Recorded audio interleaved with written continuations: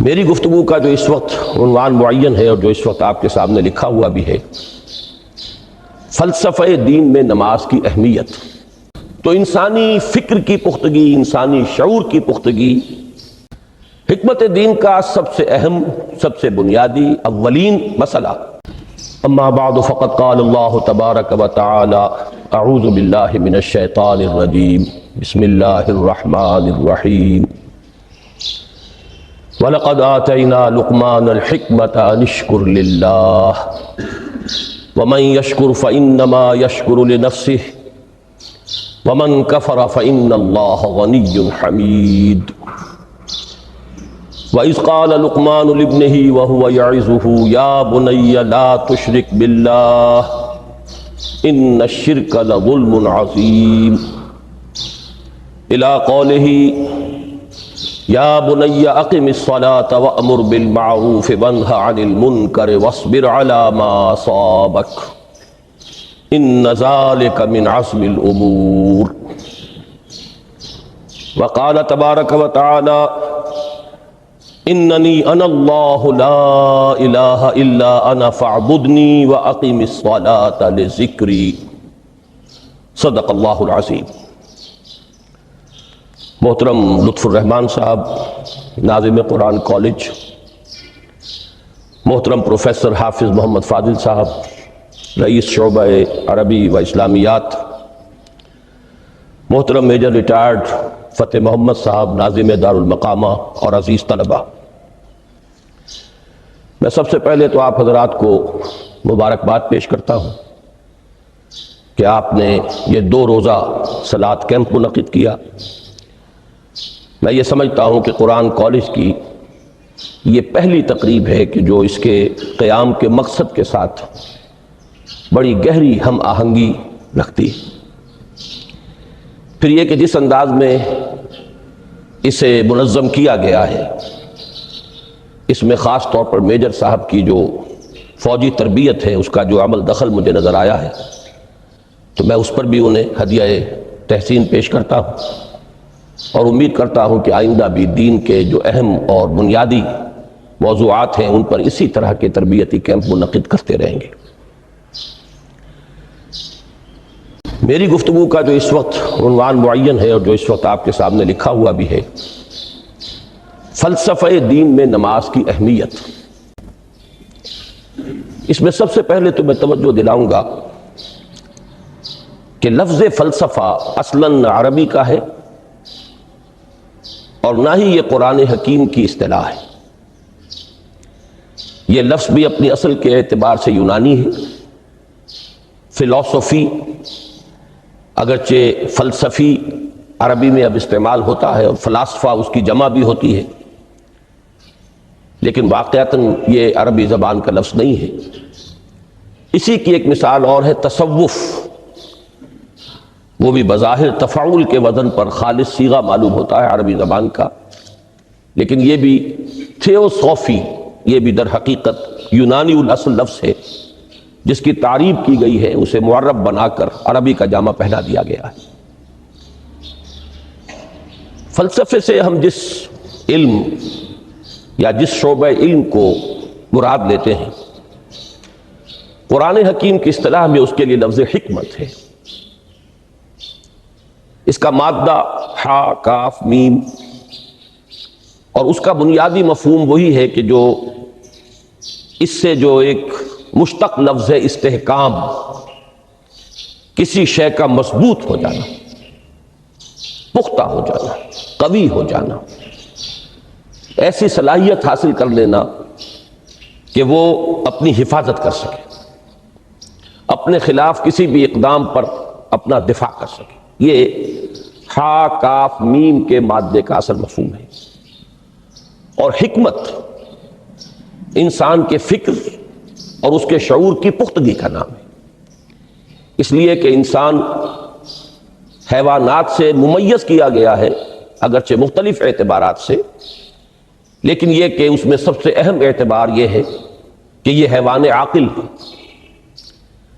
اسی طریقے سے اسے حیوان ناطق کہا جاتا ہے، اور نطق اور عقل کا بڑا گہرا تعلق ہے اور ربط ہے، دونوں ایک دوسرے سے جڑے ہوئے ہیں۔ تو ہم کہیں گے شعور، عقل سے انسان کو شعور حاصل ہوتا ہے، اور نطق جو ہے اس کی بنیاد، اس کا سورس جو ہے وہ یہی شعور۔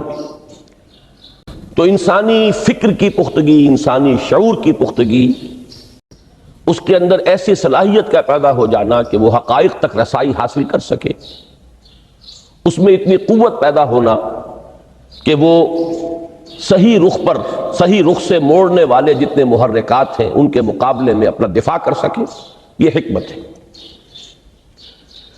لہذا فلسفہ دین کی بجائے اب آپ اپنے ذہن میں حکمت دین کا لفظ رکھیں، اور اب غور کیجئے کہ حکمت دین میں صلاۃ کے مقام کو سمجھنے کے لیے ہمیں یہاں سے ابتدا کرنی چاہیے کہ حکمت دین کا سب سے بنیادی مسئلہ کون سا ہے۔ حکمت دین کا سب سے اہم، سب سے بنیادی، اولین مسئلہ معرفت خداوندی ہے۔ انسان اپنے رب کو پہچانے اور رب کو پہچان کر اپنے فطری جذبہ تشکر کو اس کی ذات سے وابستہ کر دے۔ یہ فطری جذبہ تشکر بھی آپ سمجھ لیجئے کہ یہ بھی نہ صرف انسان بلکہ حیوانات کا بھی خاصہ ہے کہ اگر ان کے ساتھ کوئی بھلائی کی جائے تو ایک خاص رد عمل ان کی طبیعت میں پیدا ہوتا ہے جسے ہم جذبہ شکر یا جذبہ تشکر سے تعبیر کر سکتے ہیں۔ حیوان کے پاس اگرچہ وہ زبان نہیں ہے کہ جس میں وہ اپنے اس جذبے کو الفاظ کا جامہ پہنا کر اپنے محسن کی خدمت میں پیش کر سکے، لیکن یہ کہ اگر کبھی کسی بھوکے پیاسے حیوان کو آپ نے کوئی غذا فراہم کی ہو یا پانی پلایا ہو، اور پھر اگر آپ اس کی آنکھوں میں دیکھیں گے تو وہ جذبہ تشکر وہاں سے ابلتا ہوا محسوس ہوگا۔ یہ گویا کہ فطرت کا تقاضا ہے۔ حیوانات سے بلندتر سطح پر انسان ہے تو فطرت انسانی کا بڑا اساسی اور بنیادی تقاضا ہے کہ وہ اپنے محسن کا شکر ادا کرے، جس نے بھی اس کے ساتھ کوئی بھلائی کی ہو، خیر کیا ہو، اس کی کوئی احتیاج پوری کی ہو، اس کی کوئی ضرورت پوری کی ہو، اس کا وہ شکر بجانا ہے۔ تو یہ فطری جذبہ تشکر جب تک عقل انسانی اپنے اصل محسن اور مربی کو نہیں پہچانتی تو یا تو یہ منتشر رہتا ہے یا بھٹکتا رہتا ہے۔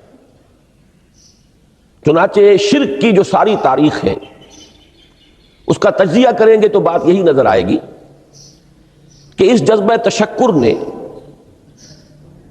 اپنے علم کی کوتاہی کی وجہ سے، اپنے فہم کی کوتاہی کی وجہ سے مختلف اشیاء کے ساتھ یا مظاہر قدرت کے ساتھ اپنے آپ کو منسلک کر لیا۔ مثلاً یہ کہ یہ بات غلط نہیں ہے کہ ہماری دنیا کا یہ سارا نظام جو ہے اس میں سورج کی حرارت کو بہت بڑا دخل حاصل ہے۔ ساری انرجی جو ہمارے پاس ہے اس کی سورس تو اصل میں وہ سولر انرجی ہے۔ لکڑی بھی آپ جلا کر اگر آگ کے ذریعے سے حرارت حاصل کرتے ہیں تو وہ بھی در حقیقت سورج ہی کی وہ حرارت تھی کہ جو اس لکڑی میں جذب ہوئی ہے، اس نے وہ صورت اختیار کی۔ فصلوں کو سورج پکاتا ہے، اس کی حرارت جو ہے وہی ان کے پکنے کا ذریعہ بنتی ہے۔ لہذا انسان نے یہ سمجھا کہ ہمارا سب سے بڑا محسن یہ ہے، لہذا اس کے آگے ہاتھ جوڑ دیے، اس کو سجدہ کیا، اسے معبود بنا لیا۔ اسی پر آپ قیاس کرتے چلے جائیے، جس جس چیز کے بارے میں احساس ہوا کہ اس کے ساتھ ہماری کوئی بھلائی وابستہ ہے، یہ ہمارے لیے کسی خیر کا ذریعہ ہے، اس کے سامنے انسان جھک گیا اور اس کے اظہار تشکر کے لیے اس نے مراسم عبودیت ایجاد کر لی۔ تو عقل انسانی کی اصل معراج یہ ہے کہ وہ اپنے اصل مربی کو پہچانے، اپنے اصل رب کی معرفت حاصل ہو جائے کہ یہ تمام مظاہر فطرت، مظاہر قدرت، اگرچہ یہ سب ہے اس دنیا میں، اس کے نظام کو مختلف پہلوؤں سے ان کے ساتھ وابستہ کیا گیا ہے، لیکن یہ سب خود کسی اور کی ربوبیت کے مظہر ہے۔ کوئی اور ہے جو ان سب کا خالق ہے، کوئی اور ہے کہ جس نے ان کے لیے یہ سارا نظام بنایا ہے۔ تو ایک ہی چھلانگ میں انسان پھر وہاں پہنچتا ہے اور اپنے اصل رب اور مربی کو پہچان کر اب اپنے پورے جذبہ تشکر کو اس کی ذات کے ساتھ منسلک کر دیتا ہے۔ یہ میں نے خلاصہ عرض کیا آپ کے سامنے سورہ لقمان کے دوسرے رکوع کی اس پہلی آیت کا، جس میں اللہ تعالیٰ نے حضرت لقمان کے حوالے سے حکمت اور حکمت کا جو منطقی اور لازمی نتیجہ ہے دونوں چیزوں کو بیان کر دیا۔ وَلَقَدْ آتَيْنَا لُقْمَانَ الْحِكْمَةَ أَنِ اشْكُرْ لِلَّهِ، ہم نے لقمان کو حکمت عطا کی کہ کر شکر اللہ کا۔ فطرت سلیمہ کا تقاضا شکر، محسن کے لیے مربی کے لیے، اور عقل کی معراج اپنے اصل محسن اور مربی کو پہچان لینا، اسی کا نام حکمت ہے۔ حکمت عقل صحیح اور فطرت سلیمہ کے امتزاج سے وجود میں آتی ہے، جس کا نتیجہ شکر رب ہے یا معرفت رب۔ تو یوں سمجھئے کہ حکمت دین کا اساسی مسئلہ یہ، باقی سارے مسائل اب یہیں سے آگے چلیں گے۔ اس کے لیے یہ بات اگر آپ نے منتخب نصاب کے وہ اسباق پڑھ لیے ہوں تو یہ چیزیں سامنے آ چکی ہوں گی کہ اس کے لیے قرآن کا اسلوب یہ ہے کہ آیات کے حوالے سے انسان کے اندر معرفت رب کو جگایا جاتا ہے۔ میں نے جگانے کا لفظ استعمال کیا ہے کہ قرآن کی حکمت یہ ہے کہ رب کی معرفت فطرت انسانی میں موجود ہے لیکن سوئی ہوئی ہے، ڈورمنٹ ہے، اسے جگانا ہے، اسے ایکٹیویٹ کرنا ہے۔ اس کے لیے آیات آفاقی، ان فی خلق السماوات والارض واختلاف اللیل والنہار والفلک التی تجری فی البحر بما ینفع الناس الی آخر الآیہ۔ اسی طرح آیات انفسی، وفی انفسکم افلا تبصرون، سنریہم آیاتنا فی الآفاق وفی انفسہم حتی یتبین لہم انہ الحق۔ لیکن ان آیات آفاقیہ کی طرف بھی صحیح نقطہ نظر سے متوجہ کرنے کے لیے اور انسان کے اندر کی اس سوئی ہوئی معرفت رب کو جگانے کے لیے سب سے زیادہ مؤثر آیات قرآنیہ ہیں، چونکہ یہ فطرت انسانی کے اندر کی ایک شے کو جگانے والی ہیں۔ یہی وجہ ہے کہ قرآن مجید اپنے آپ کو کہیں الذکر کہتا ہے، کہیں ذکرہ، کہیں تذکرہ۔ یہ تو یاد دہانی ہے، تمہارے اپنے اندر معرفت رب موجود تھی یا موجود ہے، لیکن یا تمہیں اس کا شعور نہ تھا، وہ تمہارے شعور کی سطح پر نہیں آئی تھی، یا یہ کہ آئی تھی لیکن پھر تم اسے بھول گئے ہو، ذہول کے پردے پڑ گئے۔ جیسا کہ علامہ اقبال نے کہا کہ کافر کی یہ پہچان کے آفاق میں گم ہے، تم پھر گم ہو گئے ہو۔ لہذا اس کو اجاگر کرنے کے لیے، تازہ کرنے کے لیے یہ آیات قرآنیہ ہیں، ان اندھیروں سے، گمشدگی کے اندھیروں سے نکالنے کے لیے، معرفت کی روشنی میں لانے کے لیے یہ آیات مبارکہ ہے۔ هو الذی ينزل على عبده آیات بینات لیخرجکم من الظلمات الی النور، اندھیروں سے نکال کر روشنی میں لانے کے لیے اللہ نے اپنے بندے پر صلی اللہ علیہ وسلم یہ آیات بینات نازل کی ہیں۔ لیکن اب اس سے اگلا قدم ہے، اور اصل میں وہ ہے جو میری گفتگو کا موضوع ہے اس وقت۔ اس کے لیے یہ تمہید ضروری تھی کہ حکمت قرآن کا اور حکمت دین کا اولین، اہم ترین، سب سے اساسی، سب سے بنیادی مسئلہ ہے معرفت رب۔ اگر اس مرحلے کو انسان طے کر لے اللہ کے فضل و کرم سے، اسے اللہ کی معرفت بھی حاصل ہو جائے اور اس پر ایمان بھی میسر آ جائے، تو اب اس کے سامنے تین مسئلے اور ہیں، ان کو اچھی طرح آئیڈینٹیفائی کیجئے۔ پہلا مسئلہ یہ ہے کہ اس کی فکر صحیح مزید پیش قدمی کرے، آگے بڑھے۔ یہ تو اس کا سٹارٹنگ پوائنٹ تھا، رب کو پہچان لینا۔ ابھی تو اس سے آگے بڑھ کر اس فکر صحیح کو، بڑی بلندیوں کو چھونا ہے۔ جیسے کہ کلمہ طیبہ کی تمثیل بیان کی گئی قرآن مجید میں، کَشَجَرَةٍ طَیِّبَةٍ أَصْلُهَا ثَابِتٌ وَفَرْعُهَا فِي السَّمَاءِ۔ تو فکر انسانی کے لیے وہ اصل ثابت، جمی ہوئی جڑ جو ہے وہ تو ہے معرفت رب، لیکن اب یہ فکر ترقی کرے گی، یہ نشو و نما پائے گی، یہ آگے بڑھے گی، اس کی شاخیں یہ آسمانوں سے بات کریں گی، آسمانوں کی بلندیوں کو چھوئیں گی۔ تو سب سے پہلا مسئلہ ہے فکر صحیح کی مزید پیش رفت، پیش قدمی۔ دوسرا مسئلہ انسان کا بہت بنیادی، عمل کی درستی، صحیح عمل۔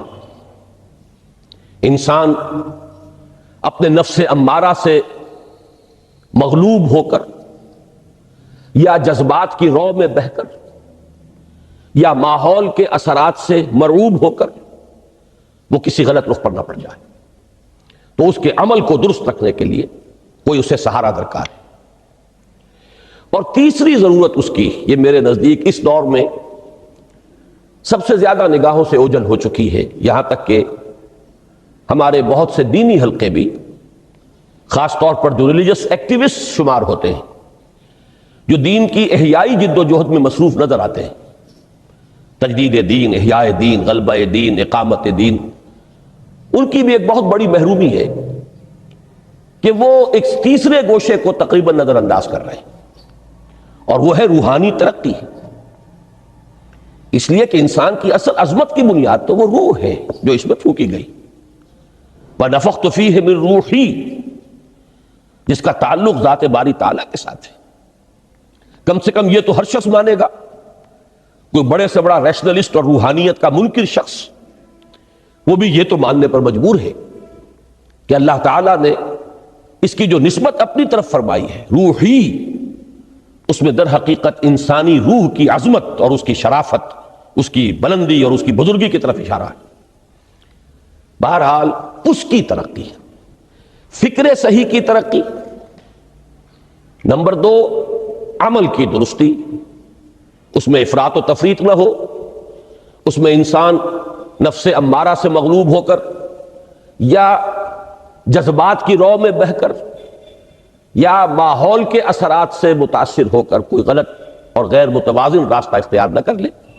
اور نمبر 3 روحانی ترقی۔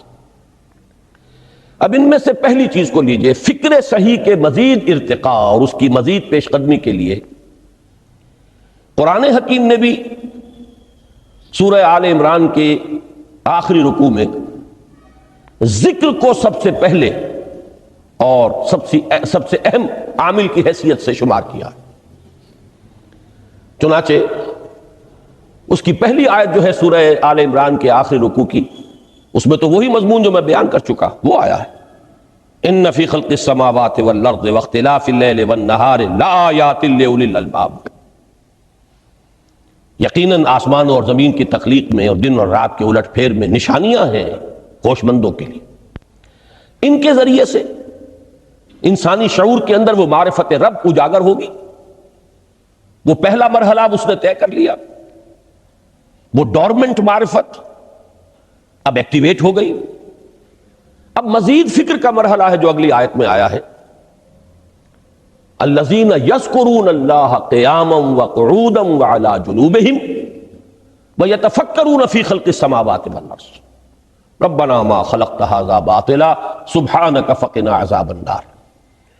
یعنی تفکر جو ہے، ویتفکرون فی خلق السماوات والارض، وہ تفکر کرتے ہیں، غور و فکر کرتے ہیں آسمان اور زمین کی تخلیق میں، لیکن اس تفکر کے ساتھ لازماً ذکر، اور ذکر مدام، ذکر بھی وہ کہ جو مستقل ہو، ہر حالت میں ہو۔ الذین یذکرون اللہ قیاما وقعودا وعلی جنوبہم، وہ لوگ کہ جو اللہ کو یاد رکھتے ہیں، اللہ کا ذکر کرتے ہیں، کھڑے ہوئے بھی، بیٹھے ہوئے بھی، اور اپنے پہلوؤں کے بل یعنی لیٹے ہوئے بھی۔ اب ان تین کے سوا تو کوئی پوزیشن انسان کی نہیں ہے، اسی کا نام ہے دوام ذکر۔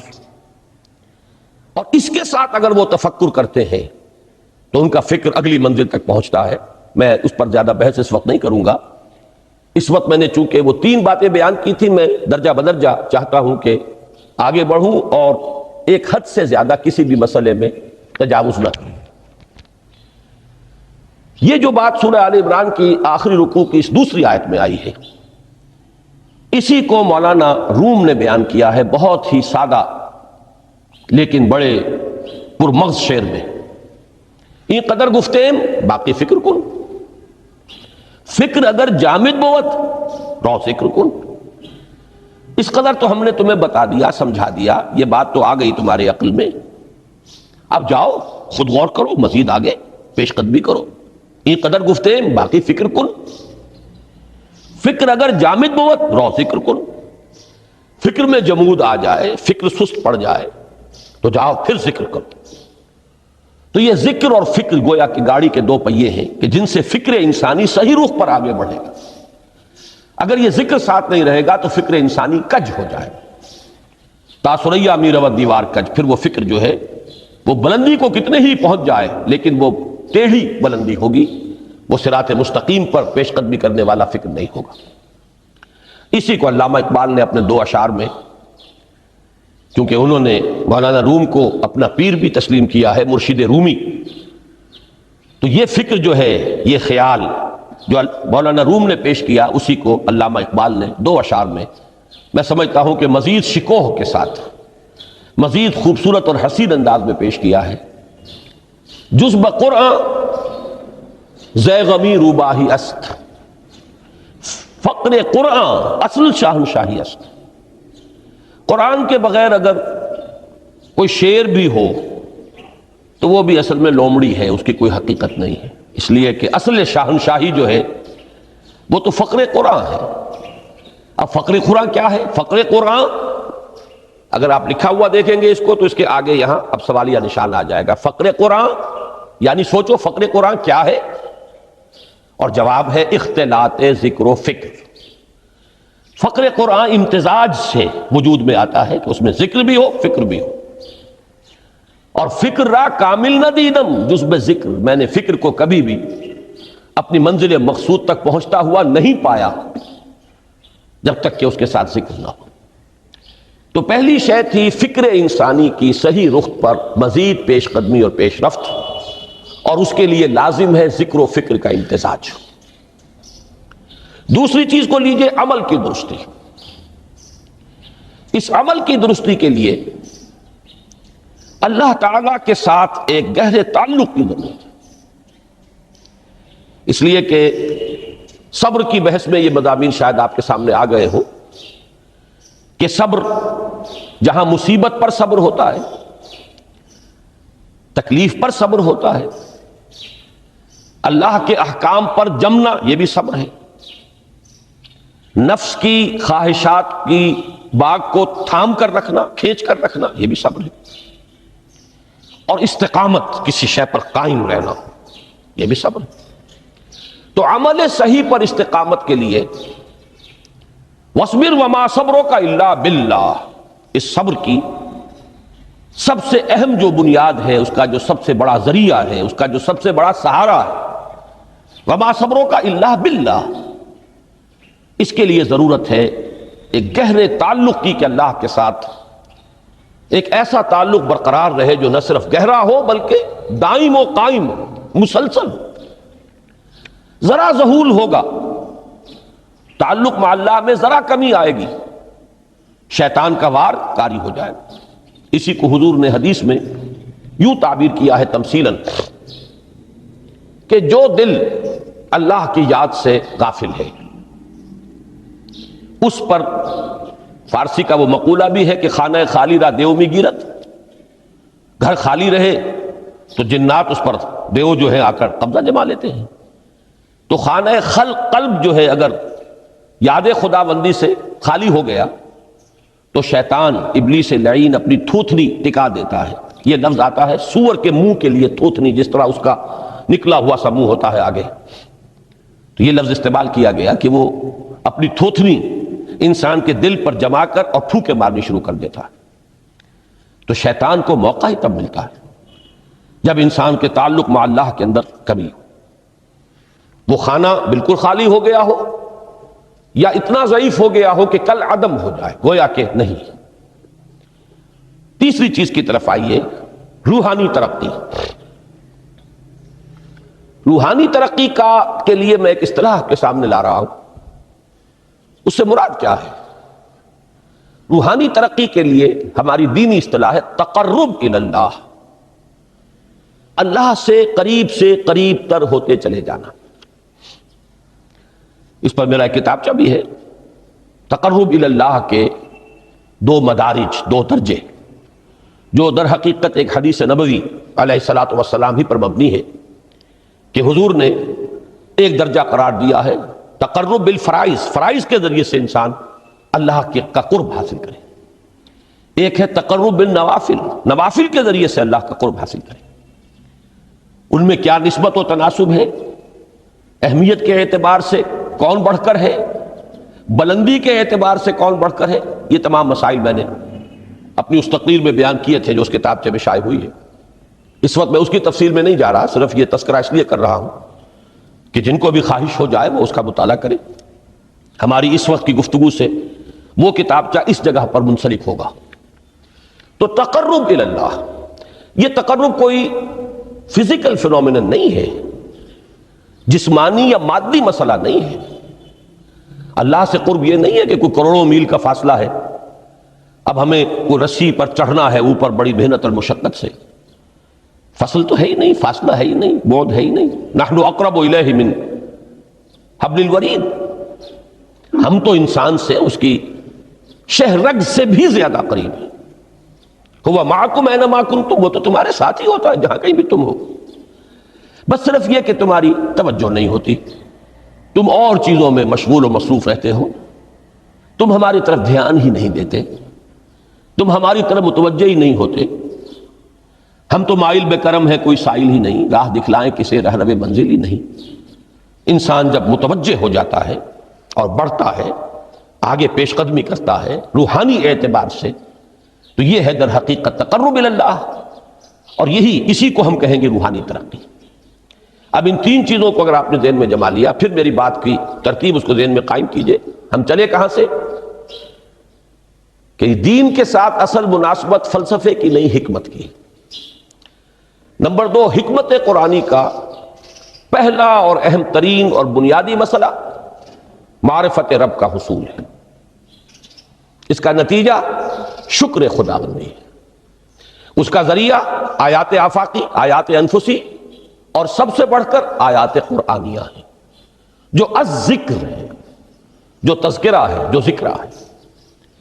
لیکن اس پہلے مرحلے کو اگر کوئی انسان بفضل ہی تعالی، اللہ کے فضل و کرم سے طے کر لے، اب اس کے سامنے تین مسئلے، فکر کی مزید پیش رفت، مزید پیش قدمی صحیح رخ پر، اس کے لیے ذکر اور فکر دونوں کا امتزاج لازمی ہے۔ فقر قرآن اختلاط ذکر و فکر۔ الذین یذکرون اللہ قیاما وقعودا وعلی جنوبہم ویتفکرون فی خلق السماوات والارض۔ دوسری شے عمل کا درست رہنا، نہ افراط و تفریط ہو، عدم توازن ہو، نہ انسان نفس سے مغلوب ہو جائے، نہ انسان جذبات کی رو میں اندھا ہو جائے، نہ انسان ماحول سے مرعوب ہو کر متاثر ہو جائے، صحیح رخ پر اس کا عمل۔ نمبر 3، روحانی ترقی، جو اصل حاصل ہے، جو اصل مقصود ہے۔ نمبر 2 چیز کے لیے تعلق مع اللہ ضروری، نمبر 3 کے لیے تقرب الی اللہ۔ اب غور کیجئے، ان تینوں چیزوں کا بڑا گہرا تعلق ہے نماز کے ساتھ۔ ان تینوں کے لیے ستون کی حیثیت نماز کو ہے۔ لہذا ایمان کے بعد یا معرفت رب کے بعد حکمت دین کا اہم ترین مسئلہ نماز، صلاۃ۔ اس لیے کہ ایک طرف یہ انسان کو اللہ کے ساتھ ایک گہرے تعلق کا ذریعہ فراہم کرتی ہے۔ اپنے تمام مصروفیات میں سے، ان مشغولیتوں میں جن میں گم ہونے کا خدشہ ہوتا ہے، نکلو۔ 24 گھنٹے کے معمولات میں سے کم 5 مرتبہ تو لازماً نکلو، اور اپنے آپ کو ذرا، اپنے حواس کو بھی، اپنی باطنی کیفیات کو بھی ذرا تازہ کرو۔ اگر کوئی گندگی، نجاست، کسی طرح کی ناپاکی کا کوئی معاملہ ہے، طہارت حاصل کرو۔ طہارت سے تمہارے اندر روح کو بھی بالیدگی ہوگی، تمہارے حواس بھی تازہ ہوں گے، تم گویا کہ بحیثیت کل تمہاری ہستی چاق و چوبند ہو جائے گی۔ وہ کسل، وہ سستیاں، وہ جو ایک کثافتیں ہوتی ہیں، ان سب سے نجات حاصل کرو، اور اب اپنے رب کے حضور میں کھڑے ہو جاؤ، اس کے ساتھ اپنا عہد بھی تازہ کرو، اس کی اہم صفات کو بھی اپنے ذہن میں پھر مستحضر کرو۔ یہی وجہ ہے، دیکھیے میں نے جو آیات آپ کو شروع میں سنائی تھی، سورہ لقمان کی 2 آیتیں، پہلی آیت میں اس کا ترجمہ کر چکا، دوسری آیت وَلَقَدْ وَإِذْ قَالَ لُقْمَانُ لِابْنِهِ وَهُوَ يَعِظُهُ يَا بُنَيَّ لَا تُشْرِكْ بِاللَّهِ إِنَّ الشِّرْكَ لَظُلْمٌ عَظِيمٌ۔ اس کے بعد درمیان میں کچھ مضمون آ کر پھر وہ آیہ مبارکہ آئی، یا بنی اقم الصلاۃ وامر بالمعروف وانہ عن المنکر واصبر علی ما اصابک۔ گویا کہ اہم ترین چیز، بنیادی ترین چیز، اللہ کو محض پہچان لینا کافی نہیں ہے، یاد رکھنا ضروری ہے۔ اللہ یاد رہے گا تو فکر صحیح آگے بڑھے گا، اللہ یاد رہے گا اور اس کے ساتھ ایک گہرا تعلق جو ہے برقرار رہے گا تو عمل درست رہے گا۔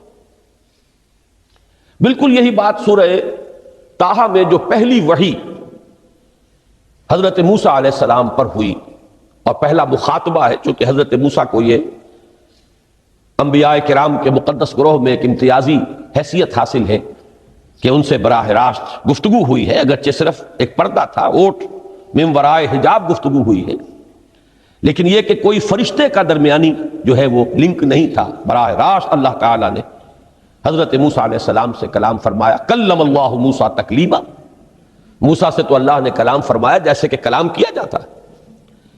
تو پہلا مخاطبہ ہے، یہ پہلا مکالمہ ہے، پہلی وحی کہیے، اسی میں یہ الفاظ بھی موجود ہیں، اننی انا اللہ لا الہ الا انا فاعبدنی واقم الصلاۃ لذکری۔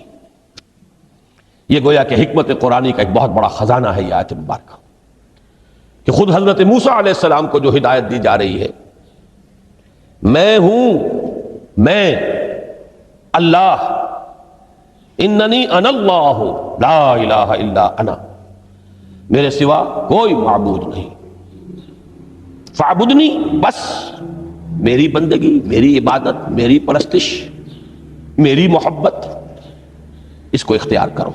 وَأَقِمِ الصَّلَاةَ لِذِكْرِي، اور نماز کو قائم رکھو میری یاد کے لیے۔ بلکہ اسی سلسلہ کلام میں آگے چل کر سورہ طٰہٰ میں آتا ہے، کافی گفت و شنید کے بعد جب حضرت موسیٰ نے کچھ معذرت بھی کی، کچھ دعائیں بھی کی، اللہ نے ایک دعا قبول بھی کی کہ ان کے بھائی کو بھی شریک کر دیا، حضرت ہارون کو بھی۔ اس کے بعد پھر جب فرمایا کہ اب جاؤ فرعون کی طرف، تو اس میں فرمایا وَلَا تَنِيَا فِي ذِكْرِي، اور دیکھنا یہ جو عظیم مشن تمہارے کندھے پر آ گیا ہے، بڑا بھاری اور کٹھن ایک فرض ہے جو تم پر عائد ہو گیا ہے، اس کے لیے سب سے بڑی تمہارے پاس جو قوت کا ذریعہ ہے وہ نماز ہے۔ اقیم فَلَا تَنِيَا عَن ذِكْرِي، میری یاد میں کبھی غفلت نہ کرنا، اس میں کبھی کوئی کمی نہ آنے دینا۔ جیسا کہ میں نے عرض کیا تھا کہ جیسے ہی وہ تعلق جو ہے کمزور پڑتا ہے یا منقطع ہو جائے معاذ اللہ، تو پھر انسان گویا کہ شیطان کے لیے ایک لقمہ تر بن جاتا ہے۔ اب آپ غور کیجئے، تیسری شے تقرب الی اللہ، اس کے حوالے سے بھی جو فرائض اور نوافل کی بات ہے اس کو اس وقت ذہن سے نکال کر یہ سمجھیے کہ اس میں نماز کا کیا مقام ہے، اس لیے کہ نماز فرض بھی ہے، نماز نفل بھی ہے، وہ تو ان دونوں میں شریک ہو جائے گی۔ اب اس کو لفظ صلاۃ کے حوالے سے آپ ان دونوں چیزوں کو سمجھیے۔ صاد لام واو یا یہ چونکہ حروف علت ایک دوسرے سے بدلتے رہتے ہیں، یہ جو مادہ ہے اس کی جو خالص لغوی اصل ہے، جو خالص عربی زبان میں اس کا بنیادی مفہوم ہے، وہ آگ جلانا یا آگ تاپنا یا آگ سینکنا، حرارت حاصل کرنا۔ لہذا بار بار آتا ہے جہنم کے ذکر میں، اسلوہا، اب جلو اس میں، تاپو اس کو، یہ سینکے گی تمہیں۔ بلکہ تفتلون کا لفظ آیا ہے حضرت موسیٰ کے کلام میں، جب وہ گئے تھے کوہ طور پر، جب پہنچ گئے تو تھے آگ تک کی تلاش میں، لعلکم تفتلون، تو اپنے اہل خانہ سے یہی کہا تھا کہ مجھے کہیں وہ روشنی نظر آ رہی ہے، غالباً کوئی وہاں سے آگ مل سکے گی، ورنہ یہ کہ کوئی رہنمائی کو رستہ مجھے مل سکے گا، میں وہ آگ لے آؤں گا، کوئی چنگاری وہاں سے لے آؤں، لعلکم تفتلون، تاکہ تم، اب یہ اصطلاح در حقیقت باب افتعال ہے، اور یہ تے یہاں پر توئے کی شکل اختیار کر گئی، تا نے توبن کی صورت اختیار کی صاد کی وجہ سے۔ بہرحال اس کا سب سے بنیادی مفہوم جو ہے وہ ہے تاپنا، سکائی حاصل کرنا، حرارت۔ اس کے حوالے سے سمجھ لیجئے کہ سب سے بنیادی تعلق اس کا جو ہے وہ روح کے ساتھ ہے۔ روح میں محبت خداوندی کی آگ اگر ٹھنڈی پڑ گئی ہو، اگر محبت خداوندی کی حرارت میں کمی ہو رہی ہو تو اس کو اثر نو، جس کو کہ میں آج سوچ رہا تھا تو ایک لفظ ذہن میں آیا کہ جیسے بیٹری اس کو ریچارج کیا جاتا ہے، اسی طریقے سے روح کے اندر محبت خداوندی کی اس حرارت کو اثر نو تازہ کرنا، یہ ہے در حقیقت نماز کا اصل مقصد۔ اس لیے کہ اس لفظ کا بنیادی مفہوم، اصل لغوی مفہوم تو یہ، اگرچہ اس کا سب سے زیادہ کثرت سے جو استعمال ہوتا ہے، اور لفظ صلاۃ جس سے در حقیقت جس تصور پر مبنی ہے وہ ہے اقدام، کسی کی طرف متوجہ ہونا اور پھر دعا۔ صلاۃ کا سب سے قریبی مفہوم لفظی جب بیان کیا جائے گا، اس سے مراد، اس کے معنی، تو دعا اس میں اہم ترین ہے۔ کسی کی طرف توجہ کرنا، مناجات کرنا، گفتگو کرنا، مخاطبہ، مکالمہ، دعا، یہ در حقیقت صلاۃ کا سب سے بڑا اصطلاحی مفہوم ہے۔ لیکن جو اس کا مادہ ہے، صاد لام واو یا صاد لام یا، اس کا اصل مفہوم جو ہے وہ تاپنا، حرارت حاصل کرنا۔ تو ان دونوں کے حوالے سے عرض کر رہا ہوں، وہ تاپنا اور حرارت حاصل کرنا وہ ہے روح کے اعتبار سے۔ وہ جو کہا اقبال نے کہ بجھی عشق کی آگ اندھیر ہے، مسلمان نہیں راہ کا ڈھیر۔ یہ عشق کی آگ جب بجھ جاتی ہے، در حقیقت یہی تو انسان کی روحانی موت ہے۔ جب یہ نہ رہے تو چاہے منطق میں بہت انسان ماہر ہو، مجھے اقبال کا ایک شعر یاد آیا تقابل کرتے ہوئے، ایک انسان محکوم اور ایک انسان حر، آزاد انسان، ان کی نفسیات میں جو بنیادی فرق علامہ اقبال نے مختلف مواقع پر بیان کیے ہیں۔ محکوم ہے بیگانہ اخلاص و مروت، ہر چند کے منطق کی دلیلوں میں ہے چالاک۔ تو منطق کی دلیلوں میں انسان چالاک ہو جائے اور وہ لغت ہائے حجازی کا وہ ایک خزانہ بن جائے، اسے تمام الفاظ کے معنی یاد ہو، وہ بڑے مسائل فقہ کے اسے ازبر ہو، جزیات، بے انتہا جزیات جو ہیں وہ مستحضر ہو، فلسفے کے بڑے بڑے مسئلے اس نے حل کر لیے ہوں، لیکن اگر روح میں وہ اللہ کی محبت کی آگ نہیں ہے، وہ تپش نہیں، بجھی عشق کی آگ اندھیر ہے، مسلمان نہیں راہ کا ڈھیر۔ اسی کے حوالے سے آج مجھے یاد آیا تھا کہ وہ جو بڑی سادہ سی ایک نظم ہے، اللہ تعالیٰ سے دعا، یا رب دل مسلم کو وہ زندہ تمنا دے، اس میں بھی جو الفاظ آئے ہیں، جو روح کو گرما دے اور قلب کو تڑپا دے، یہ ہے اصل جو مقصود ہے نماز کا۔ اور یہی وہ چیز ہے جیسا کہ میں نے عرض کیا تھا کہ نگاہوں سے اوجھل، یہ پہلو سامنے ہے ہی نہیں، دوسرا پہلو سامنے ہے اور وہ بھی میرے نزدیک بہت اہم ہے، بہت بنیادی ہے، اس میں کوئی شک نہیں، لیکن یہ ہے بلند ترین منزل کہ تقرب الی اللہ، اس کے لیے در حقیقت یہ کس لیے درکار ہے؟ روح کے اندر عشق کی حرارت اور گرمی تازہ ہو جائے۔ بسا اوقات یہ اندر دب جاتی ہے، جیسے انگارہ ہوتا ہے آگ کا، اس کے اوپر خاک اور راکھ آ جاتی ہے، اندر کچھ ہوتی ہے، آگ دبی ہوئی سمجھ، آگ بجھی ہوئی نہ جان، اس دبی ہوئی آگ کو پھر ایک شعلہ بنانا، پھر اس کے اندر ایک حیات تازہ پیدا کرنا، یہ ہے نماز کا اہم ترین اور بلند ترین مقصد۔ لیکن اس کے ساتھ ہی اس نماز میں ذکر ہونا، اس کا یہ ذکر ہے، اور ذکر کی جب میں فہرست بیان کیا کرتا ہوں بہت سے حضرات کے سامنے ہوگا کہ ذکر کا در حقیقت مفہوم ہے استحضار اللہ فی القلب۔ ہمارے ہاں غلطی سے جو ذرائع ذکر ہیں انہیں ذکر قرار دے دیا گیا ہے۔ نماز ذکر نہیں ہے، نماز ذکر کا ذریعہ ہے۔ اقیم الصلاۃ لذکری، نماز قائم کرو میرے ذکر کے لیے۔ یہ اللہ اللہ کہنا یا ادعیہ معصورہ جو حضور صلی اللہ علیہ وسلم کی مسنون دعائیں ہیں، انہیں اپنے تمام معمولات دنیاوی کے ساتھ ساتھ ان دعاؤں کو بھی انسان پڑھتا رہے، اللہ سے دعا کرتا رہے، یہ تمام ذرائع ذکر ہیں۔ سبحان اللہ الحمدللہ الحمدللہ، اس کا آپ ورد کیجئے، یہ بھی ذریعہ ذکر ہے۔ حقیقت میں ذکر ہے استحضار اللہ فی القلب، اللہ کو دل میں لے آنا، اللہ کو دل میں حاضر کر لینا، اصل میں تو ترجمہ ہوگا، لیکن حاضر جاننا، یہ کیفیت جو ہے انسان کو حاصل ہو جائے۔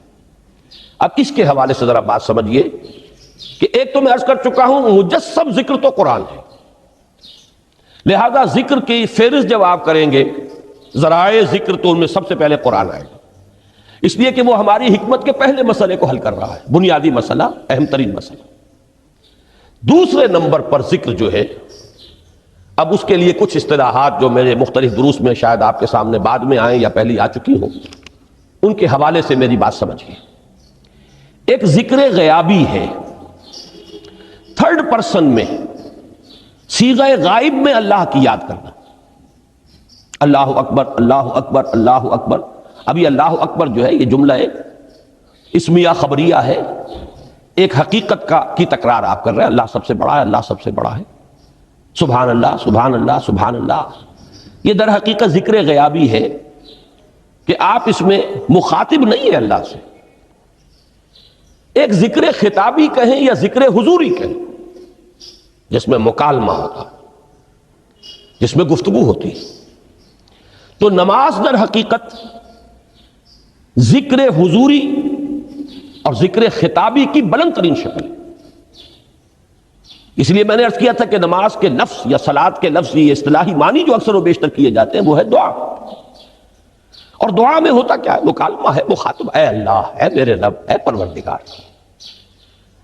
پھر یہ کہ اس میں اقدام اور کسی کی طرف متوجہ ہونا، یہی وجہ ہے کہ افتتاح صلاۃ، نماز کو شروع کرنے کے لیے ایک تو وہ الفاظ جو قرآن مجید میں آئے ہیں، انی وجہت وجہی للذی فطر السماوات والارض حنیفا وما انا من المشرکین، یہ ہے توجہ کا ارتکاز، بشرطے کہ یہ صرف الفاظ ہی نہ نکل رہے ہوں، واقعتاً یہ تعبیر ہو اس وقت کی انسان کی نفسیاتی کیفیت کی، کہ شعوری طور پر وہ فیصلہ کرتا ہے کہ اب میں منقطع ہو رہا ہوں، ہر چہار طرف سے اپنی توجہ کو ہٹا کر، ہر مسئلے سے اپنے آپ کو خالی و ذہن کر کے، یعنی ظاہری اور باطنی دونوں اعتبار سے میں اپنی توجہ کا ارتکاز کر رہا ہوں اس ذات کی طرف جس نے آسمانوں اور زمین کو پیدا کیا، اور بالکل یکسو ہو کر رہا ہوں۔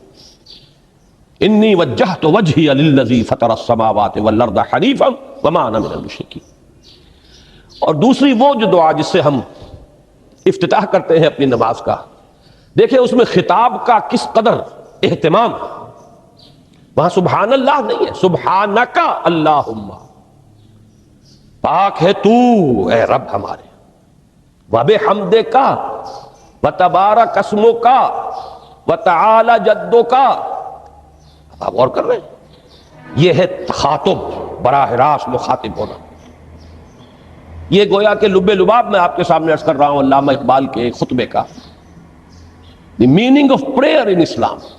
خطبات جو ہیں ان کے مشہور، ان میں غالباً یہ تیسرا یا چوتھا لیکچر ہے کہ اس میں تصور یہ دیا گیا ہے کہ دو ہی انائیں ہیں، ایک انائے کبیر اننی انا اللہ لا الہ الا انا، یہ وہ انائے کبیر ہے، انائے مطلق ہے، میں، بہت بڑی میں، جس کو کہ علامہ اقبال نے کہا دی بگ آئی ایم۔ یہ بگ آئی ایم جو ہے وہ سورہ طٰہٰ کی اس آیت میں ہے، اور میرے علم کی حد تک کوئی اور مقام نہیں ہے جس میں اس قدر جلال ہو۔ اللہ نے اس طور سے اپنی انانیت کبریٰ اور انانیت مطلقہ کا اظہار اس بلند آہنگ کے ساتھ کیا ہو، اننی انا اللہ لا الہ الا انا۔ وہ انائے کبیر اور یہ انائے صغیر، یہ انائے محدود، یہ چھوٹی سی ایک انا ہے، میں، یہ میں ہوں۔ آپ جب کہتے ہیں میں، بڑی محدود سی ایک انا، دی فائنائٹ ایگو، انائے محدود اور انفائنائٹ ایگو۔ اور صلاۃ اصل میں کیا ہے؟ اس چھوٹی انا کا بڑی انا کے سامنے آ کر، روبرو ہو کر، وہ جو کبھی ٹیلی ویژن کا ایک پروگرام ہوا کرتا تھا، روبرو ہو کر خطاب۔ ایک ہے وہ صیغہ غائب میں تکرار، سبحان اللہ سبحان، وہ بھی بہت اہم ہے، اس کا اپنی جگہ پر فائدہ ہے، لیکن ہر شے کے درجے ہیں۔ اگر حفظ مراتب نہ کنی زندگی، اگر آپ ان کے درجوں کا علیحدہ علیحدہ لحاظ نہیں کریں گے تو غلط رخ پر پڑ جائیں گے۔ تو یہ جو دو ذکر خطابی یا ذکر حضوری ہے، نماز اصل میں اس کی بلند ترین شکل ہے۔ یہی وجہ ہے کہ سبحانک اللہم وبحمدک وتبارک اسمک وتعالی جدک ولا الہ غیرک، اس کا کی جس قدر تکرار یہاں پر ہے آپ نے غور کیا، اس میں خطاب ہے، یا پھر یہ کہ یہ کا کی اس طرح کی تکرار آپ کو دعائے قنوت میں ملے گی، اللہم انا نستعینک ونستغفرک ونؤمن بک ونتوکل علیک ونثنی علیک الخیر ونشکرک ولا نکفرک۔ اب یہ جو ہے یہ در حقیقت خطاب کا اندازہ ہے کہ براہ راست گفتگو ہو رہی ہے۔ تو سب سے پہلی بات تو یہ ہوئی کہ ذکر کی ایک شکل ہے ذکر غیابی، دوسری ذکر حضوری، اور ذکر حضوری یا ذکر خطابی کی بلند ترین منزل، بلند ترین اس کا ذریعہ نماز۔ اس کو ایک پہلو سے اور سمجھ لیجئے، سورہ فاتحہ جب پھر ہم پڑھتے ہیں جسے الصلاۃ کہا گیا ہے، جو لب لباب ہے، خلاصہ ہے، اس میں پھر تدریجاً غیاب سے حضور کی طرف پیش قدمی ہوتی ہے۔ الحمدللہ رب العالمین الرحمن الرحیم مالک یوم الدین، یہ ذکر غیابی ہے، اس میں ابھی خطاب نہیں آیا، یہ وہی جملہ اسمیہ ہے، کل تعریف اس اللہ کے لیے ہے جو تمام جہانوں کا پروردگار ہے، مالک ہے، جو رحمان ہے، رحیم ہے، جزا و سزا کے دن کا مختار و مالک ہے۔ اب یہ غیاب سے حضور کی طرف، ایاک نعبد و ایاک نستعین اہدنا الصراط المستقیم، یہ ہے وہ۔ اب پہلے ایک معاہدہ ہے، ایک اقرار ہے، اعتراف ہے، وعدہ ہے، اور پھر دعا ہے، استدعا ہے۔ یہ ہے غیاب سے حضور کی طرف تدریجاً ارتقاء۔ یہی وجہ ہے، اب نوٹ کر لیجئے وہ چھوٹی سی حدیث، یہ بھولنی نہیں چاہیے، الصلاۃ معراج المومنین، اس لیے کہ مخاطبہ الہی براہ راست حضور کو جو حاصل ہوا وہ معراج میں ہوا، التحیات کا مکالمہ وہی ہوا، لہذا اس کو نوٹ کر لیجئے کہ باقی جو وحی ہوئی ہے حضرت جبرائیل کے ذریعے سے ہوئی ہے، یا کوئی الہام ہوا ہے حضور کے قلب مبارک پر کوئی شے القاء کی گئی ہے، تو وہ دوسری نوعیت کی وحی ہے۔ وہ جو مخاطبہ حضرت موسیٰ علیہ السلام کو وہ اس دنیا ہی میں حاصل ہوا ہے، کوہ طور کی بلندیوں پر، یہی ان کی امتیازی شان ہے، کلم اللہ موسیٰ تکلیما۔ یہ براہ راست مخاطبہ جو ہے یہ حضور صلی اللہ علیہ وسلم کو معراج کی شب یہ آپ کو حاصل ہوا، اور حضور نے اسی لیے نماز کو معراج المومنین قرار دیا، اس لیے کہ اس میں وہی براہ راست مخاطبہ اور مکالمہ اور وہی گفتگو ہے جو ہو رہی ہے۔ اس کے ضمن میں وہ حدیث، اب اس وقت شاید میرا وقت ختم ہونے کے قریب ہو، لیکن وہ حدیث جو اس اعتبار سے حدیث قدسی ہے، اگرچہ بعد میں اس کے جو مزید تفصیل ہے تو حضور صلی اللہ علیہ وسلم نے گویا کہ خود بیان کی ہے، لیکن مسلم شریف کی روایت ہے حضرت ابو ہریرہ رضی اللہ تعالی عنہ سے کہ حضور نے فرمایا، یقول اللہ تعالی، اللہ یہ فرماتا ہے، اسی لیے اس کو حدیث قدسی کہیں گے، قسمت الصلاۃ بینی و بین عبدی نصفین، میں نے نماز کو اپنے اور اپنے بندے کے مابین آدھا آدھا تقسیم کر دیا ہے۔ اب یہاں تک تو جملہ ہے اللہ کا، یہ ہے حدیث قدسی۔ اب آگے جو ہے نریشن اس کی جو ہے حضور صلی اللہ علیہ وسلم کی جانب سے ہے، یعنی خبر دے رہے ہیں اللہ کی طرف سے ہی۔ ویسے تو تمام احادیث ہی گویا کہ ہم سمجھتے ہیں انسپائرڈ تو اللہ کی طرف سے ہی ہے، لیکن یہ کہ جہاں صراحت ہو کہ اللہ کہتا ہے وہ حدیث قدسی ہے۔ تو یقول اللہ تعالی قسمت الصلاۃ بینی و بین عبدی نصفین، یہاں تک تو حدیث قدسی ہے۔ اب دوسری عام حدیث ہے، اذا قال العبد الحمد للہ رب العالمین یقول اللہ تعالی حمدنی عبدی،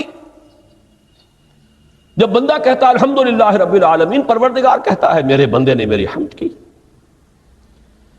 جب بندہ کہتا ہے الرحمن الرحیم، پروردگار فرماتا ہے ثنا علی عبدی، میرے بندے نے میری ثنا کی، بڑی تعریف کی۔ جب بندہ کہتا ہے مالک یوم الدین، اللہ فرماتا ہے مجدنی عبدی، میرے بندے نے میری بڑی بزرگی بیان کی ہے، تمجید کی ہے۔ پھر جب بندہ کہتا ہے ایاک نعبد و ایاک نستعین، اللہ فرماتا ہے ھذا ما بینی و بین عبدی ولعبدی ما سأل، یہ ہے میرے اور میرے بندے کے درمیان۔ یہ تو معاہدہ ہے نا، معاہدے میں تو دو فریق جکڑے جاتے ہیں، بند جاتے ہیں، یہ میرے اور میرے بندے کے درمیان ہے، اور میرے بندے نے جو طلب کیا میں نے دیا، اس لیے کہ اس میں طلب بھی تو ہے، ایاک نستعین، تیری مدد چاہتے ہیں، یہ طلب ہے۔ اسی کی شرح ہے جو اب آخری 3 آیتیں ہیں. پروردگار ہم تیری مدد چاہتے ہیں، پروردگار ہم تیری ہی بندگی کرتے ہیں اور کریں گے، اور تیری ہی مدد چاہتے ہیں، چاہیں گے. اگر حال میں اس کا ترجمہ کریں گے زمانہ حال کے اعتبار سے، اس لیے کہ فعل مضارع میں تو دونوں موجود ہیں، شامل ہیں، تو یہ ایک اعتراف ہے، اظہار حال ہے. اللہ کرے کہ وہ واقعتاً صحیح اظہار حال ہو، ہم واقعی اللہ کی بندگی کرتے ہوئے یہ کہیں کہ ایاک نعبد. ورنہ اگر ہماری اصل صورتحال سے وہ مطابقت نہ رکھتا ہو تو پھر تو ایک طرح کا جھوٹ ہو جائے گا، غلط بیانی ہو جائے گی. ایاک نعبد، تیری ہی بندگی کرتے ہیں اور مستقبل میں کیجئے، کریں گے، یہ ہے عہد. تیری ہی مدد چاہتے ہیں، تجھی سے مدد طلب کرتے ہیں، تجھی سے مدد چاہتے رہیں گے. اس کے لیے فرمایا وَلِعَبْدِ مَا سَأَلَ. اور پھر اس کے بعد وہ استدعا ہے اهدنا الصراط المستقیم صراط الذین انعمت علیہم غیر المغضوب علیہم ولا الضالین. اس حدیث میں اس کو ایک ہی جملے کو لیا گیا ہے، ایک ہی جملے کی حیثیت سے. جب بندہ یہ کہتا ہے تو اللہ فرماتا ہے ھذا لعبدی ولعبدی ما سأل، یہ خالص میرے بندے کے لیے ہے. اس بندے نے ایک درخواست پیش کی ہے اور میں نے گرانٹ کی، وہ اپلیکیشن، وہ ریکویسٹ گرانٹڈ، ہم نے دے دی. ولعبدی ما سأل، یہ ہے اس کی تاثیر کا عالم، بشرطے کے معاملہ وہ شعور کے ساتھ، بشرطے کے مطابقت ہو ظاہر اور باطن کی، بشرطے کے مطابقت ہو قول اور فعل کی. تو اس کا اتنا اونچا مقام ہے کہ ایک ایک جملہ ادھر ادا ہوا، ادھر اللہ کی طرف سے ریسپانس مل رہی ہے. افلاک سے آتا ہے نالوں کا جواب آخر، اٹھتے ہیں حجاب آخر، کرتے ہیں خطاب آخر. یہ خطاب ہے، مخاطبہ ہے، مکالمہ ہے. یہ ہے اصل نماز. اسی لیے اسی کو کہا گیا نماز. البتہ اب اس سے آگے بڑھیے، ذکر کی ایک اور شکل بھی ہے اور وہ ذکر عملی ہے. ایک تو ہم نے کہا اللہ اکبر، اللہ بہت بڑا ہے، سب سے بڑا ہے. یہ جیسا کہ میں نے عرض کیا ایک اعتبار سے تو ذکر غیابی ہو گیا. دوسرے یہ کہ یہ ایک فکری لسانی ذکر ہے، ہم نے کہہ دیا. ایک ہے اسی کے ساتھ ایک عملی ڈیمانسٹریشن. جب یہ کہتا ہوا انسان سیدھا سجدے میں گرتا ہے تو در حقیقت یہ اس اللہ اکبر کی تعمیل ہو رہی ہے. لہذا نماز میں جہاں ذکر غیابی بھی ہے، سورہ فاتحہ کی پہلی 3 آیات، جہاں الذکر کا حصہ بھی ہے، کچھ نہ کچھ قرآن آپ پڑھیں گے اس میں. پھر یہ کہ ذکر حضوری اور ذکر خطابی بھی ہے کہ آپ نے اللہ سے عہد و پیمان کیا، قول و قرار کیا، استدعا کی. اس کے ساتھ ہی ذکر عملی بھی ہے کہ جھکنا، اللہ کی تعظیم میں انسان جھکتا ہے. آپ اپنے کسی بزرگ سے جب ملاقات کرتے ہیں تو جھک کر سلام کرتے ہیں. تھوڑا سا جھکنا، زیادہ جھکنے کی تو اجازت نہیں ہے، لیکن یہ کہ تھوڑا سا خم آتا ہے، یہ بھی طبیعت کی بات ہے. میں سمجھتا ہوں فطرت میں جیسے شکر ہے ویسے ہی اس قدر تعظیم تو فطرت انسانی میں موجود ہے. آپ استاد کے سامنے آئیں گے، تھوڑا سا خم کھائیں گے. آپ اپنے کسی بڑے بزرگ رشتہ دار کس سے ملیں گے تو تھوڑا سا خم لا محالہ ہو جائے.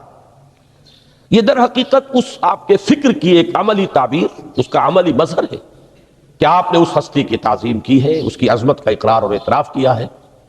یہی تعظیم ہے اللہ تعالیٰ کی کہ جس میں پہلا درجہ ہے رکوع، جھکے آپ، اللہ اکبر کہہ کر جھکے. اور اس کے بعد پھر اس کا جو آخری درجہ ہو سکتا ہے وہ سجدہ ہے، جس میں کہ انسان نے جب اپنی پیشانی زمین پر ٹکا دی تو گویا کہ اس نے اپنی انانیت سے، اگر یہ شعور کے ساتھ ہوا ہو تب میں بات کہہ رہا ہوں، تو گویا کہ اس نے اپنی انانیت سے کامل دستبرداری اختیار کر کے اور اپنے آپ کو اپنے رب کے قدموں میں ڈال دیا. یہی وجہ ہے کہ حضور نے اس کو تعبیر فرمایا ہے کہ جب سجدہ کرو تو یوں محسوس کرو کہ تم نے اپنا سر اپنے رب کے قدموں میں رکھ دیا. یہ کیفیت ہونی چاہیے. اور چونکہ میں نے ابھی عرض کیا کہ یہ در حقیقت انسان کی انانیت، میں، میری مرضی، میری خواہش، میری پسند، میری عقل، میری منطق، میرا چوائس، میرا اختیار، یہ سب چیزیں ہی تو در حقیقت جو ہمارے اندر ایک مضمر ہے شیطنت، اس شیطنت کا مظہر یہی تو ہے. جب اس کو انسان اپنے ہاتھوں اپنے رب کے قدموں میں رکھ دیتا ہے تو در حقیقت اسی لیے اس کو تعبیر کیا گیا کہ اقرب ما یکون العبد الی ربہ فی السجود، بندہ اپنے رب سے قریب ترین جو ہوتا ہے وہ سجدے میں ہوتا ہے، بشرطے کہ وہ سجدہ واقعی سجدہ۔ اس میں حقیقت یہ ہے کہ اقبال کا وہ شعر بڑی صحیح تعبیر ہے، وہ سجدہ روح زمین جس سے کانپ جاتی تھی، یہ ہے اصل میں تعبیر، اسی کو آج ترستے ہیں ممبر و محراب۔ سجدوں پر سجدے اور رکعتوں کے ڈھیر لگ گئے ہوں، اور 17 رکعتیں پوری نماز عشاء کی انسان نے ادا کی ہوں گن گن کر، اور 17 رکعتوں میں آپ کو معلوم ہے 34 تو سجدے ہو ہی گئے، تو سجدوں پر سجدے اور رکعتوں کے ڈھیر، لیکن یہ کہ اگر وہ کیفیت آپ کے صحیح عکاسی نہیں کر رہی ہے آپ کے ذہن کی، آپ کی نفسیاتی کیفیت کی، آپ کی قلبی کیفیت کی، آپ کے شعور کی، تو پھر ٹھیک ہے، ثواب تو ملے گا اس نماز سے بھی، اس لیے کہ ثواب کا نہ ملنا تو ظلم ہوگا، سوائے ایک بات کہ اس میں اگر کوئی ریاکاری ہے، دوسروں کو دکھانے کے لیے نماز پڑھی گئی ہے، تو ریاکاری تو زیرو کے مانند ہے کہ اس سے جو شے ضرب کھاتی ہے زیرو ہو جاتی ہے۔ 1 کروڑ کی تعداد عدد کو آپ زیرو سے ضرب دے زیرو ہو گئے، تو ریاکاری تو زیرو کر دینے والی شے، بلکہ زیرو ہی نہیں کرتی، وہ شرک تک پہنچا دیتی ہے۔ من صلی یرائی فقد اشرکا ومن صام یرائی فقد اشرکا ومن تصدق یرائی فقد اشرکا، جس نے دکھانے کے لیے نماز پڑھی اس نے شرک کیا، جس نے دکھانے کے لیے روزہ رکھا اس نے شرک کیا، جس نے دکھانے کے لیے صدقہ خیرات کیا اس نے شرک کیا۔ لیکن یہ کہ اگر یہ بات نہیں ہے، اگر ریاکاری نہیں ہے، کوئی بدنیتی نہیں ہے، تو ایک شخص نے وقت نکالا ہے، اسی وقت میں وہ اپنا کوئی اور کام کر سکتا تھا، کوئی 2-4 پیسے کما سکتا تھا، کوئی اور دھندا دنیا کا جو ہے کرتا، لہذا اگر وہ نہیں ہے، ریا نہیں ہے، تب اس کا اجر تو لازم ہے، اس نے کچھ ڈیووٹ کیا ہے، کچھ نہ کچھ سیکریفائس کیا ہے، کچھ نہ کچھ قربانی دی ہے۔ لیکن یہ کہ پھر وہ نماز یہ نہیں ہے، وہ سجدہ روح زمین جس سے کانپ جاتی تھی، اسی کو آج ترستے ہیں ممبر و محراب۔ وہ سجدہ واقعتاً انسان اشرف المخلوقات وہ جب اپنے اس گہرے شعور اور احساس کے ساتھ سر بسجود ہوتا ہے تو یہ ہے اقرب ما یکون العبد الی اللہ فی السجود، قریب ترین جو بندہ ہوتا ہے اللہ سے وہ سجدے کی حالت میں ہوتا ہے۔ یہ میں نے 3 چیزوں کے حوالے سے اب آپ کے سامنے باتیں رکھی ہیں کہ پہلی منزل معرفت رب کا حصول، اللہ پر ایمان اور شکر خداوندی، اس کی لذت کا حاصل ہو جانا۔ اس کے بعد اب 3 ضرورتیں ہیں، فکر صحیح کی مزید پیش قدمی، صحیح رخ پر، اس کے لیے جہاں فکر درکار ہے وہاں ذکر بھی درکار ہے، اور اس ذکر کی جامع ترین صورت نماز ہے۔ نمبر 2، انسان کے عمل کے درست رہنا، اس لیے کہ ذرا سا قرآن مجید میں سورہ اعراف میں نقشہ کھینچا گیا ہے ایک شخص کا، اس کا نام تو وہاں نہیں ہے، بلعام بن باعورہ، ویسے تورات میں اس کا ذکر ہے اور اس نام کے ساتھ ہے، بہت بڑا عالم تھا، بہت بڑا فاضل، قرآن کے الفاظ ہیں ہم نے اسے اپنی آیات عطا کی تھی، آتیناہ آیاتنا، اور ہم چاہتے تو اسے ابھی اور ترفع اور بلندی عطا کرتے، وَلَوْ شِئْنَا لَرَفَعْنَاهُ بِهَا وَلَكِنَّهُ أَخْلَدَ إِلَى الْأَرْضِ، لیکن وہ تو زمین ہی کی طرف دھستا چلا گیا، اور کوئی ایک لغزش انسان کے لیے سارے کیے دھرے پر پانی پھیر سکتی ہے، ذرا سا عدم توازن اس کے رخ کو ٹیڑھا کر دے گا، اور جب ایک دفعہ ٹیڑھ ہو گئی تو شروع میں تو زاویہ جو ہے چاہے وہ 10 درجے کا ہی ہو، لیکن جیسے جیسے عمل کی وہ پیش قدمی ہوگی فاصلہ بڑھتا چلا جائے گا، انحراف شدید سے شدید تر ہوتا چلا جائے گا۔ اب اس عمل کی درستی کے لیے بھی لازم ہے تعلق مع اللہ، اس تعلق مع اللہ کا بھی سب سے بڑا ذریعہ نماز۔ تیسری چیز روحانی بالیدگی، روحانی ترقی، تقرب الی اللہ، اس کے لیے اس اعتبار سے بھی کہ توجہ الی اللہ، ارتکاز توجہ اللہ کی طرف، انی وجہت وجہی للذی فطر السماوات والارض حنیفا وما انا من المشرکین۔ باقی ہے کہ نظام دین میں 3 اعتبارات سے پھر نماز کی اہمیت آئے گی۔ السلام علیکم ورحمۃ اللہ وبرکاتہ، آپ دیکھ رہے ہیں ایمان و سکون۔ مزید اسلامک بیانات سننے کے لیے ہمارے اس چینل کو سبسکرائب کیجیے، شکریہ۔